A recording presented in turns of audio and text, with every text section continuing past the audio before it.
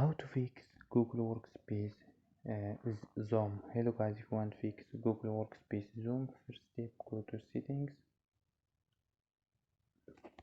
click apps and notifications, click apps and wait a second for loading. So you can scroll down for search your app Google Workspace, or you can click here and search sheets. Go to for stop, click OK, and go to storage and click clear cache. After these steps, go to airplane mode, so turn on airplane mode and turn off airplane mode.